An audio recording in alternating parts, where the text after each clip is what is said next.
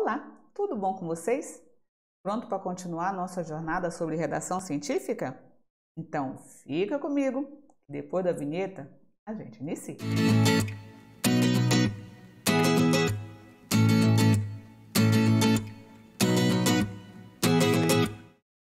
Fala, minha galerinha da metodologia, professora Gui na área.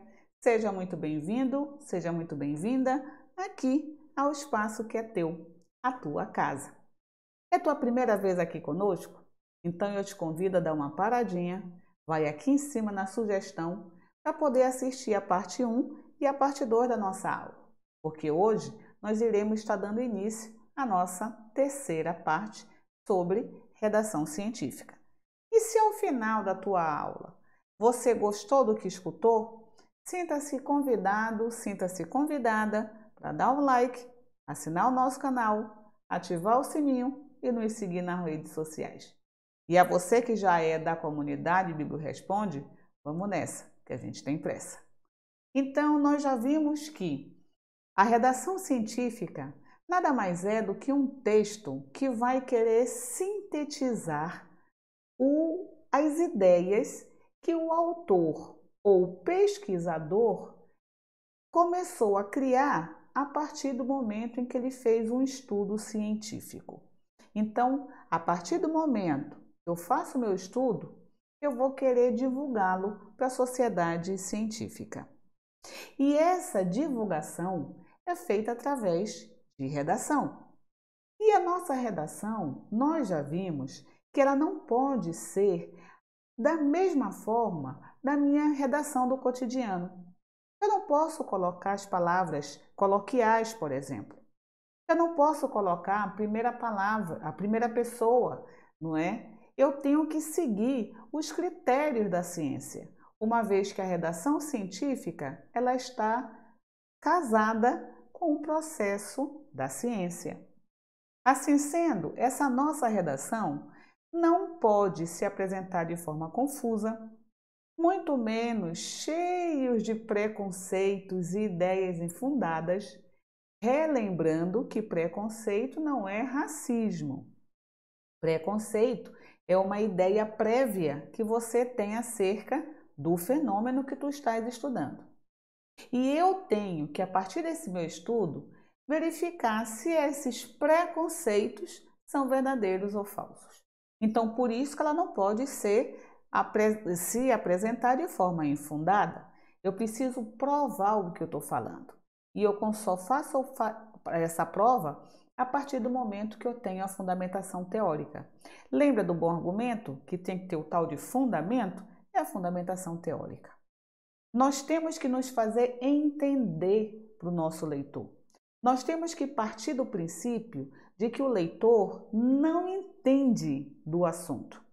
Tem gente que fala que eu tenho que partir do princípio que o leitor entende. Não. Se você parte desse princípio, você vai estar olhando somente para o teu umbigo, porque você acha que a pessoa que está lendo sabe o que você está escrevendo.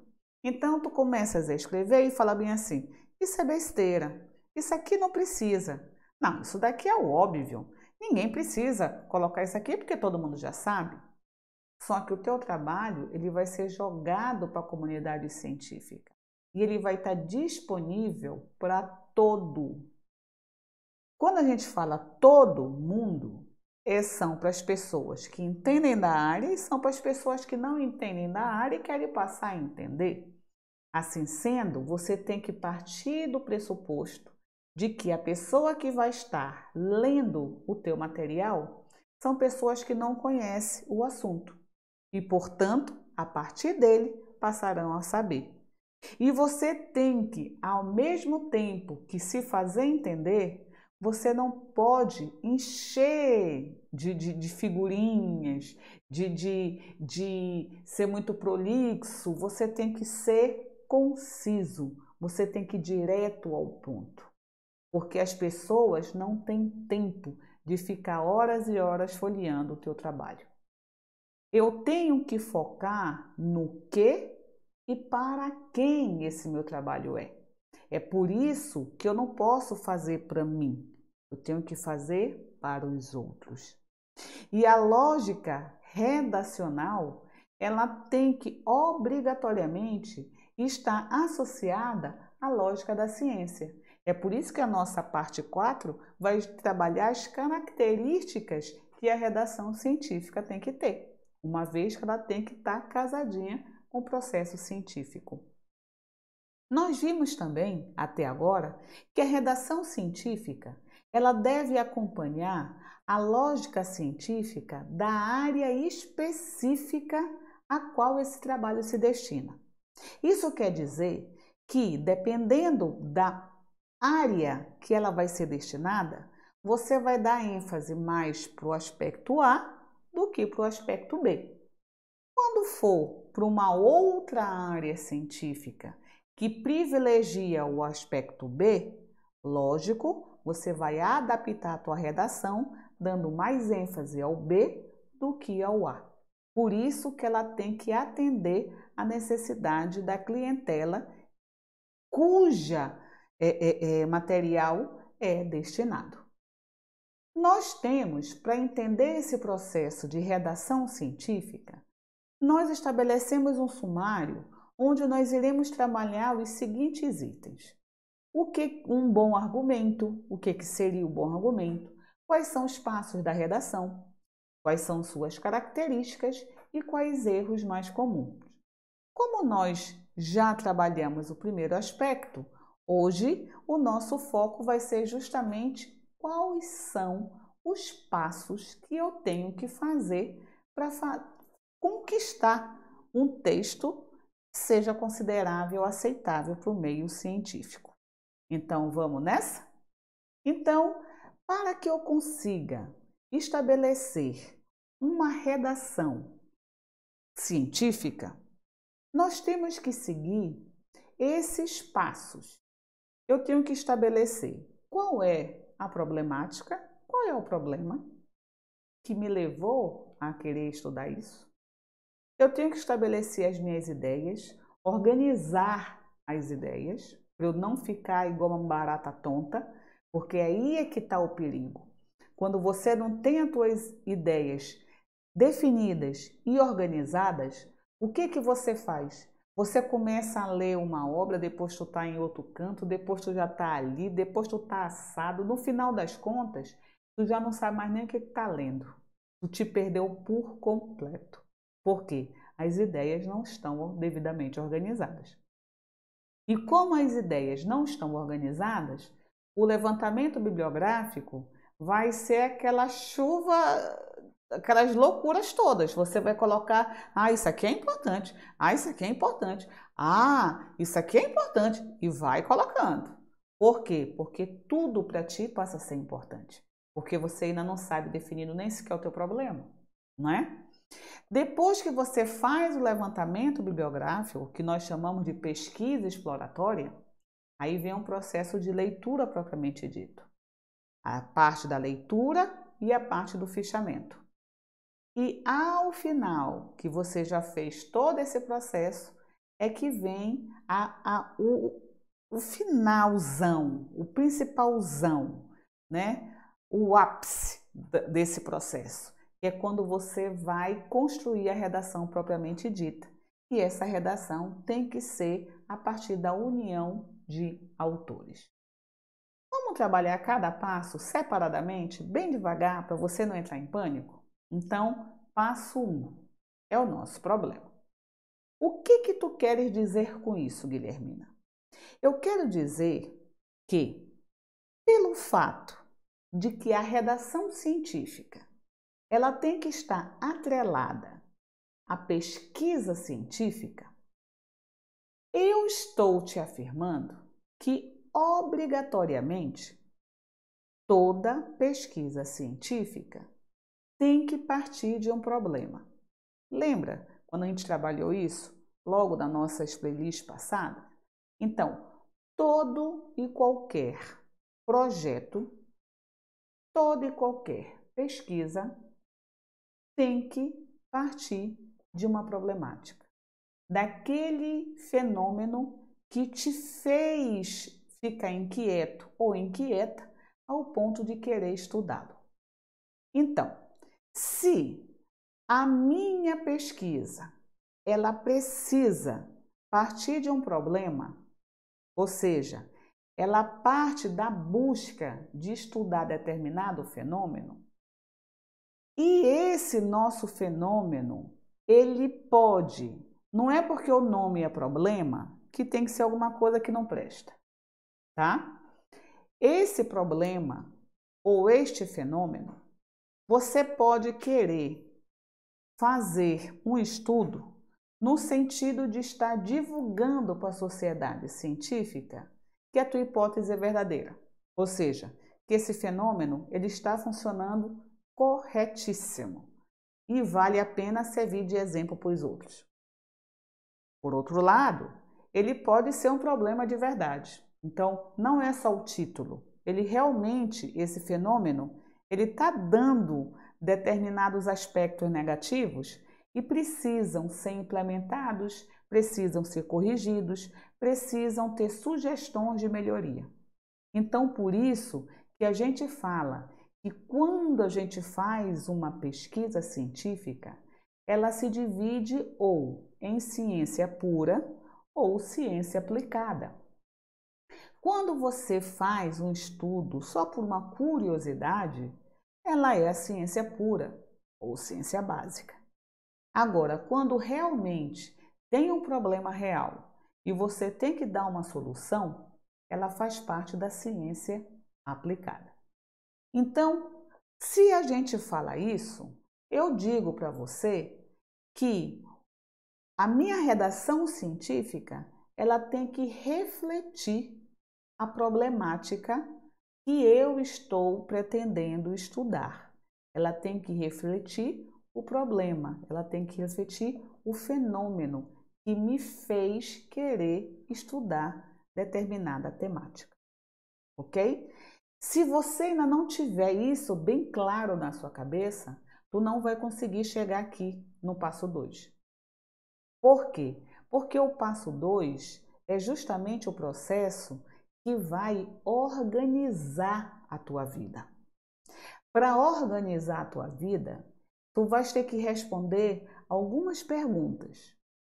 A primeira, qual é o teu problema?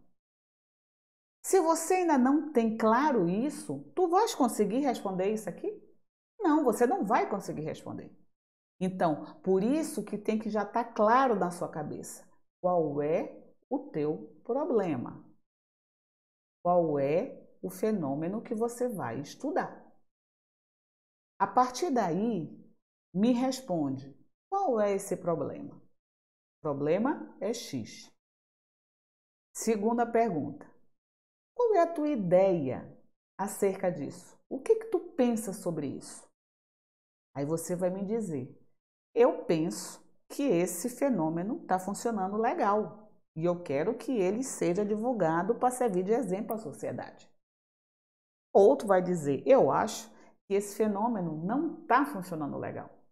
Ele precisa ser implementado ou ele precisa ser eliminado e ser substituído por outro. Essa é a tua ideia. É justamente isso que a gente tem que ter claro. O que você vai estudar e o que te levou a querer estudar isso. Qual é a ideia que você tem acerca disso, tá?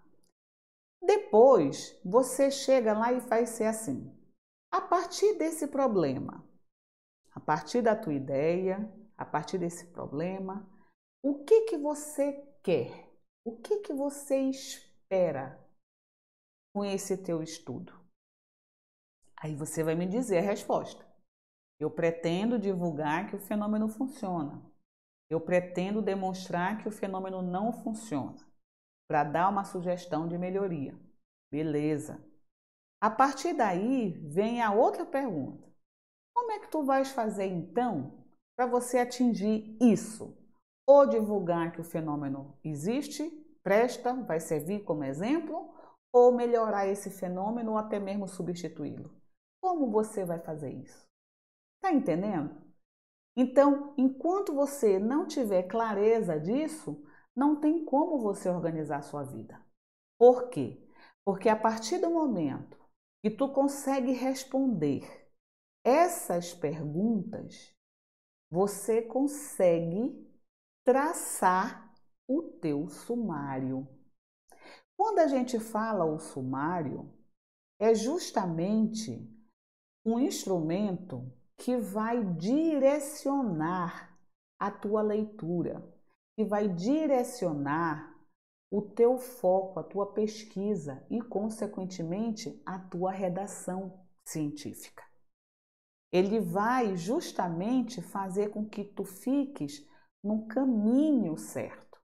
É por isso que ele organiza as ideias, tá? Agora, como assim ele organiza a ideia? Eu não estou entendendo. Tu pode me dar um exemplo, Guilhermina? Porque ainda está muito solto isso para mim. Lógico que eu posso te trazer um exemplo. A gente não vai olhar a estrutura desse sumário, porque ele é o da minha tese, e como eu fiz fora do Brasil, eu me adaptei às normas, os padrões das normas portuguesas. Então, por isso que o sumário ele não está igual à nossa ABNT, as normas de sumário de acordo com as normas brasileiras, ok? Tá? E como eu quis trazer na íntegra, do jeito que estava, eu não mexi. Então, o que eu queria trabalhar na minha tese? Eu queria demonstrar que é possível que o museu possa atuar enquanto organização aberta. E o que de acho é a organização aberta, né? É aquele espaço onde ele, de fato, está em contato direto com a sociedade, no sentido de contribuir com o desenvolvimento dessa sociedade. E não ser aquele espaço que está com a porta aberta só porque ela tem que ficar aberta e eu fico com meus braços cruzados esperando algum visitante aparecer. Se aparecer bem, se não aparecer bem também, porque para mim não influi e não contribui, não é? Então, eu quero mostrar que o museu tem que ser uma organização aberta. Ele tem que cumprir o seu papel social para a sociedade, uma vez que desde o século XX, em nível de gestão, arquivo, museu e biblioteca passaram a ser concebidos como organizações do terceiro setor. Assim sendo, o desenvolvimento do meio tem que fazer parte da sua razão de ser, da sua missão organizacional. Então, foi a partir daí que eu comecei a traçar as minhas ideias, não é? Então, qual é a minha problemática? É verificar se é possível um museu atuar enquanto organização aberta. E eu acho que sim, por isso que a minha hipótese, eu afirmo que pode. Mas para eu fazer isso, como é que eu vou organizar as minhas ideias? Então eu fiz no seguinte fato, na seguinte ordem, desculpa. Então nós colocamos no item 1 que eu tinha que trabalhar o funcionamento do museu enquanto organização. Por quê? Porque tem gente que não considera o museu como organização, assim como a biblioteca, assim como o arquivo, não é? Mas eu defendo como uma organização. Por isso que, para mim, eu acabo, em vez de falar visitante e usuário, eu acabo falando como cliente, não é? Então, nós temos o funcionamento do museu enquanto organização. É o primeiro passo, não é? Para eu conseguir dizer se o museu realmente ele cumpre o seu papel social, eu tenho que, no mínimo, estabelecer a diferença, o que é uma organização aberta do que uma organização fechada. Porque ele só vai cumprir o papel social se ele for uma organização aberta. Então, eu coloquei 1.1, organização aberta. 1.2, organização fechada. Vou parar aqui, tá? Então, com base nisso, eu organizo a minha leitura, eu organizo a minha vida, eu organizo os focos que eu tenho que correr atrás.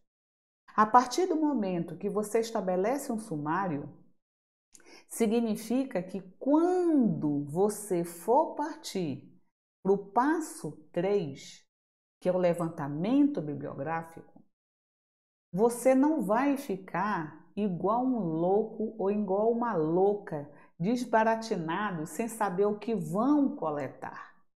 Aí eu tenho que falar tudo que é museu. Então, o que tem coisa de museu? Traz para mim que eu tenho que colocar aqui. Não. A partir do momento que eu construí o meu sumário, o levantamento bibliográfico, ele vai estar consoante, ele vai ao encontro do meu sumário. Então, ele vai ter que estar focado no sumário. Isso significa o quê? Que quando eu for fazer o levantamento bibliográfico, esse meu levantamento, ele vai ser dividido em blocos. O meu sumário eu não dividi em blocos? Primeiro, o museu enquanto organização, depois, o que é organização aberta, o que é organização fechada? São blocos. Então, eu vou ter que primeiro coletar tudo que tem o museu como organização. Procura, guarda. Depois, eu já vou, aí, organização aberta e fechada, isso é lá mais na área da administração. Então, eu vou fugir do campo da museologia.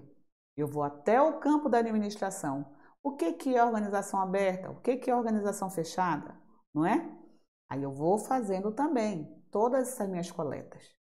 Mas eu, Guilhermina, te dou um conselho. Não começa a querer levantar tudo ao mesmo tempo, não. Vamos por parte. Primeiro, só museu como organização. Depois que você leu, depois que você faz o fichamento, depois que você faz todo o trabalho, aí eu vou para o bloco 2. O que é organização aberta? Depois, o que é organização fechada? Eu parti primeiro sabendo o que é uma organização aberta e fechada, para depois ler sobre o museu. Aí, a partir do momento que eu tinha consciência do que é ser aberto e fechado, aí eu ia lendo e falei, isso aqui é fechado. Isso aqui está como aberto. Eu já tinha bagagem intelectual suficiente para dizer se esse museu é organização aberta ou fechada, ok? Tá? Então, por isso que quando a gente vai trabalhar esse processo de levantamento bibliográfico, eu venho aqui, por exemplo, eu vou trabalhar o item 1, organização aberta. Eu só coloquei organização aberta no meu sumário. Mas o que eu tenho que falar sobre a organização aberta? No mínimo, eu tenho que, primeiro, definir. Eu tenho que entender o que é ser uma organização aberta. Depois, eu tenho que entender como é que está estruturado. Como é que é esse processo?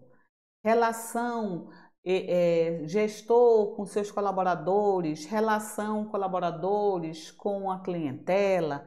Então, como está estruturada uma organização aberta? 1.3. Como é que atua? Como tem que estar?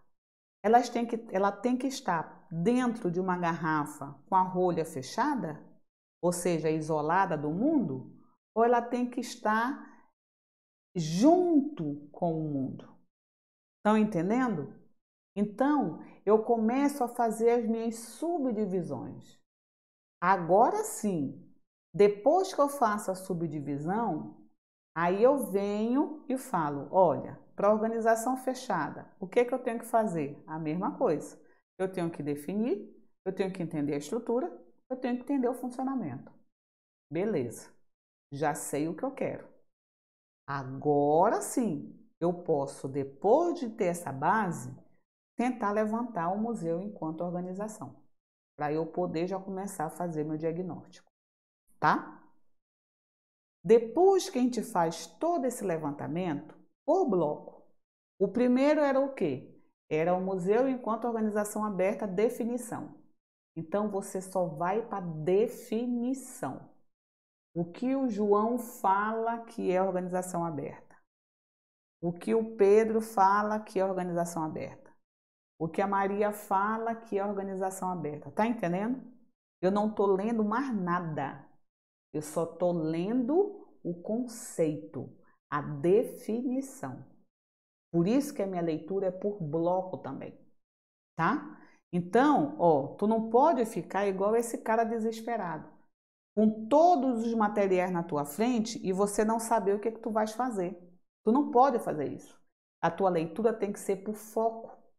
Então, por exemplo, vamos lá, eu coloquei aqui o item 2.1, definição de organização fechada. Vamos fingir que eu já fiz a primeira parte, eu estou na segunda parte. Eu quero saber o que é uma organização fechada. Aí, depois que eu coleto todas as obras, é exatamente do jeito que está na figura do cara. A gente aqui vai ter livro, vai ter revista, vai ter TCC, vai ter dissertação. Não sei qual é a fonte de informação que nós vamos ter, mas vai ser assim, tudo na minha frente. E eu vou começar agora a separar o joio do trigo. E eu vou olhar claramente o foco que eu quero. Eu só quero definição. Eu pego a obra 1, começo a folhear. O cara fala sobre a importância da organização fechada ou a importância da organização aberta. É isso que eu quero? Não, eu quero o conceito. Então eu fecho. Abro segunda obra. Ah, esse tem conceito. Aí eu já boto aqui no meu bloquinho conceito. Barros 2015, para eu não me perder, tá? Já separo para esse bloco aqui. Esse tem. Venho aqui. Ah, esse também tem. Silva, mete junto com Barros. Vai montando a pilha de conceitos, tá? Depois que você faz a pilha de conceitos, dos conceitos sobre o que é organização, agora eu vou ler e vou começar a fazer o fichamento que nós colocamos fichamento de citação, mas eu já vou além. Eu já boto a citação e em seguida eu já coloco o que o cara falou, o que eu penso sobre isso. Por quê? Porque fica mais fácil, porque na hora que você está lendo, você tem na cabeça a tua ideia. Se tu colocas só as citações, quando for para o teu último passo, que é a união, tu já esqueceu o que tu leu. E aí você fala, pô, e agora? Aí tu fica perdido. Então, por isso que eu já coloco a citação e já coloco o que eu quero junto. Quando eu for buscar esta citação, eu já trago o bloco inteiro, a citação e o posicionamento acerca dela. Fica muito mais fácil o processo. E aí, nós iremos depois trabalhar as normas, porque a citação tem que seguir a norma de citação, a NBR, não é? Então, nós temos que pegar a 10.520. Então, por isso que aqui eu já estou colocando da forma correta, para eu não ter que trabalhar depois. Então, aqui, se não tem aspas, significa que é uma citação livre ou citação indireta. Eu fiz com as minhas palavras, mas não são as minhas ideias. É aí que as pessoas pecam, porque elas pensam que, eu coloquei com as minhas palavras, então eu não estou fazendo plágio. Está. Essa redação onde diz é tempo de fazer um museu com a comunidade e não para a comunidade, substituindo o Museu Templo pelo Museu Fórum, não foi da cabeça da Guilhermina. Ela pegou a ideia de Cameron. Então, a ideia é dele. As palavras são minhas, mas a ideia não é minha. A ideia é dele. E eu tenho que ser honesta. Então, eu já faço isso que é um fichamento de citação. Você já coloca a citação e você já coloca Cameron 2004, página 63, tradução nossa, porque essa obra estava na língua inglesa. Então, eu já coloco já de acordo com a norma. E eu sou obrigada a colocar logo assim para evitar dor de cabeça depois e principalmente no que diz respeito à página. Se você não faz isso agora, meu querido, minha querida, tu não acha mais. Quando tu fores correr atrás para querer dizer qual é a página, você não acha mais a bendita citação. Então, no fichamento de citação, você já coloca a citação e já coloca a fonte direto, para você já não se perder, tá? Aí depois que a gente coloca, eu fui lá e achei uma outra citação que eu achei super interessante.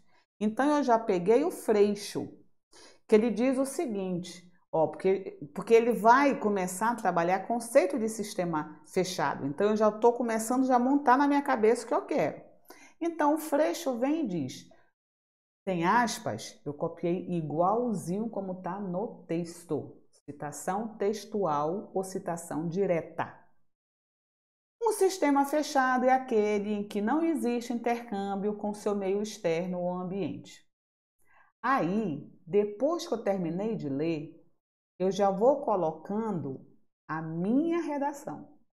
Aplicando esta definição ao contexto museológico, constata-se que o museu, atuando como uma organização fechada, é aquele que estabelece as suas ações de forma emérica a qualquer influência ambiental, uma vez que o seu processo produtivo é estabelecido de forma linear, como visto na figura a seguir. Por quê? Porque eu achei uma figura e eu falei, dá para casar certinho essa figura com isso aqui que eu estou falando. Estão entendendo? Então, eu estou fazendo o fichamento de citação, já ligando os pontos e eu já estou colocando a redação. O Freixo, ele trabalhou o sistema fechado de uma forma geral, era no contexto da administração. Por isso que eu coloquei, aplicando isso para o contexto museológico, que é isso que você tem que fazer. É adaptar os teus autores para o teu foco de estudo. É por isso que o autor não vem para substituir você, ele vem para reforçar o teu ponto de vista, ok? Aí eu peguei, tá aqui, e já foi de uma outra obra que eu tinha lido, e aí eu falei, casa certinho, cara, o que eu tô falando. Aí eu já peguei, já coloquei junto com eles a bendita ilustração. Ele não está, mais uma vez, respeitando a norma brasileira, porque ele está de acordo com a norma portuguesa, mas nós temos que a parte de ilustração seguir também o que a BNT manda e colocar conforme ele manda, ok? Tá? Aí depois, eu indo, continuando a minha leitura, aí eu já achei uma outra citação que já foi do Edison. Olha o que ele fala. Quando ele estava dizendo que as pessoas não vão para museu, por quê? Porque eles preferem um concerto, teatro, cinema, atividade de lazer, parque de diversão, evento esportivo, pode decidir ficar em casa, ler um livro, conversar com os amigos ou até mesmo ver televisão. Eu falei, beleza, que isso aqui também vai servir. Mas para não ficar solto e eu não me perder, eu já fui colocando texto que eu queria fazer para fazer a ligação com essa citação. Então eu coloquei a única preocupação do museu que opta por este tipo de sistema, porque eu já defini o sistema fechado lá com o Freixo. Então a única preocupação do museu que opta por esse tipo de sistema se volta para a oferta de programação à sociedade sem nenhum compromisso social para com ela. Justamente pela distância direta ou indireta imposta às comunidades ou grupos sociais. Em decorrência desse distanciamento, as ações museológicas acabam não por conseguir atrair os visitantes e, quando o fazem, na maioria das vezes, não conseguem despertar o seu interesse ou a sua motivação. Para casar com aquela citação, se eu deixo para fazer isso lá no finalzão, eu já não vou conseguir fazer esse gancho de forma tão eficiente, tá? E paralelo ao processo das leituras que eu estou fazendo, lembra que em cada citação eu já abria o parêntese, colocava o autor, o ano, a página, se era em inglês, tradução nossa e assim vai embora. E já numa outra folhinha, que pode ser à mão ou já pode ser no computador, você escolhe, você já vai criando as referências. Então, tudo que você citou, você já vai. Eu não citei o Edson, então eu já coloco o Edson. Eu não citei o Cameron, já tenho que citar. Eu não citei o Freixo, eu já tenho que citar. Então tá aqui, eu já vou logo colocando as referências das obras que eu já estou lendo e fazendo o meu fichamento. Se você faz isso, não tem como errar. Porque qual é o erro básico que acontece na redação científica? Você esquece de colocar nas referências as obras que você citou. Então você não pode fazer isso. Se eu coloquei o Cameron, Cameron, Edson, Edson, Freixo, Freixo e assim sucessivamente. E aí eu já vou colocando de acordo com a BNT, por isso que eu também vou ensinar para vocês a 6023, para a gente poder já colocar de acordo com as normas, ok? E o último passo, para a gente não se alongar muito, agora sim, é a redação propriamente dita. É quando você vai unir os autores. E aí, na hora que você está montando o teu fichamento, tu já vai colocando 1, 2, 3, 4, para saber pela ordem uma sequência lógica. Não é porque eu li primeiro o Edson que eu vou ter que citar o Edson por primeiro. Pode ser que o Edson vai ser o último a ser citado. Por quê? Porque o foco do Edson está mais para o final do meu texto e não para o início do texto. Ah, mas o Freixo dá para o início, então por isso que a gente vai montando já 1, 2, 3, a redação que nós vamos fazendo. E aí a gente vai estabelecendo a redação propriamente dita a partir da construção do texto, unindo os autores juntamente às minhas ideias. Como eu te falei, eles estão para subsidiar e nunca para me substituir. Então, nós colocamos, hipoteticamente, o item 2.1, museus como organização fechada. Desculpa que eu coloquei 2 vezes organização. Então, museus como organização fechada. Aí nós vamos fazer um texto, não é? Para o cumprimento do seu papel social, está mais do que claro que o museu necessita ser parte integrante do meio que se encontra inserido, ao ponto de se converter em patrimônio local e atuar como agente transformador do seu contexto, contribuindo significativamente para o desenvolvimento social. Assim, é tempo de fazer um museu com a comunidade e não para a comunidade, substituindo o Museu Templo pelo Museu Fórum. Cameron, 2004, 64, tradução nossa. Isso implica frisar que os espaços museais não podem mais atuar de forma distante do meio, em que é parte integrante, pois continuarão a ser concebidos como organizações fechadas ou sistemas fechados. Em nível de definição, um sistema fechado é aquele que não existe intercâmbio com seu meio externo ou ambiente. Freixo, 2011, página 161. Aplicando esta definição ao contexto museológico, constata-se que o museu atuante como organização fechada é aquele que estabelece as ações de forma hermética a qualquer influência ambiental, uma vez que o processo produtivo é estabelecido de forma linear, como é visto na figura a seguir. Conforme a ilustração 1, porque eu não sei se vai estar embaixo ou na outra folha, então, conforme a ilustração 1, afirma-se que a única preocupação do museu que opta por esse tipo de sistema se volta para a oferta de programações à sociedade sem nenhum compromisso social para com ela, justamente pela distância direta ou indireta imposta às comunidades ou grupos sociais. Em decorrência desse distanciamento, as ações museológicas acabam por não conseguir atrair os visitantes e, quando fazem, na maioria das vezes, não consegue despertar o seu interesse ou a sua motivação. E aí a gente vai embora. Mas deu para vocês entenderem como é que a gente vai construindo a nossa redação científica? É justamente nesse sentido de fazer o nosso fichamento e depois a gente vai agrupando. Vocês viram que a ordem foi tudo enlouquecida, porque o que interessa é a lógica da redação. E vocês perceberam que eu não estou usando linguagem coloquial. Vocês perceberam que eu estou usando o verbo sempre na terceira pessoa, mas afirma-se, é afirmado e nem afirmamos, porque às vezes tem literatura que diz que você consegue fazer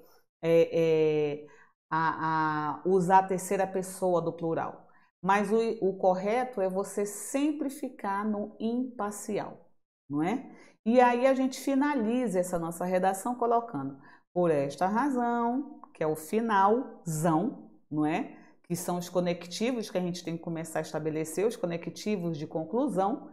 Então, por essa razão, passam a optar por outras formas de prazer, que pode ser um concerto, um teatro, cinema, tal, ou até mesmo ver televisão. Né? Aí, Edson 94, página 9. Ok, meus amores? Então, com isso, a gente mostra para vocês como é o processo, quais são os passos que a gente faz em relação à construção de uma redação científica. É fácil fazer isso? Não, não é fácil fazer isso. A gente consegue fazer a partir de muita prática. Mas, se você for focando da forma como nós colocamos, primeiro o problema, depois que tu faz o problema, organiza as tuas ideias, depois de organizar as ideias, cria-se o teu sumário, a partir daí faz o levantamento bibliográfico, depois começa a leitura e o fichamento em bloco, seguindo o teu sumário, colocando em seguida da citação, ou antes ou depois, o teu texto, porque está fresco na sua mente, o que aquele autor ou aquela autora quis dizer com aquela posição, você já coloca. Quando for para o passo 5, você já puxa o bloco inteiro. Fica muito mais fácil o processo redacional. Ok, meus amores? E com isso, a nossa aulita de hoje vai ficando por aqui. E aí, gostou? Se sim, deixa teu like. Sinta-se convidado para se inscrever no canal, ativar o sininho e nos seguir nas redes sociais. E eu espero você na nossa próxima aulinha sobre redação científica. Fiquem com Deus e até a próxima. Tchau, tchau!